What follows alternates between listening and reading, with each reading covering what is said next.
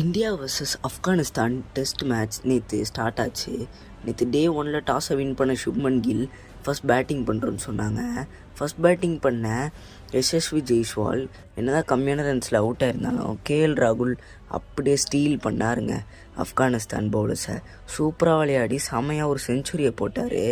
அதுக்கப்புறமா நல்லா விளையாடிக்கிட்டு இருந்தாங்க. அண்ட் சாய் சுதர்ஷன் பக்காவான ஒரு ஃபஸ்ட் கிளாஸ் பேட்டிங்கை காமிச்சார். ஆனால் செஞ்சுரி போடான்னு நினச்சா 80 ரன்ஸில் அவுட் ஆகிட்டார். அடுத்து சுப்மன் கில் ஒரு 100 போட்டார்.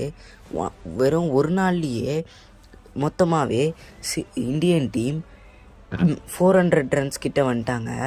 300 ரன்ஸ் அடிச்சிருந்தாங்க. அண்ட் நல்ல ஒரு பேட்டிங் காமிச்சாங்க.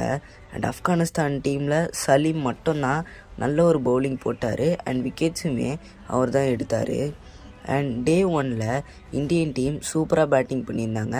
அண்ட் 2 பிளேயர்ஸ் செஞ்சுரியும் ஒரு பிளேயர் செஞ்சுரி மிஸ் பண்ணியிருந்தாலும் நல்ல ஒரு பேட்டிங்கும் ஆடி கொடுத்தாரு மக்களே.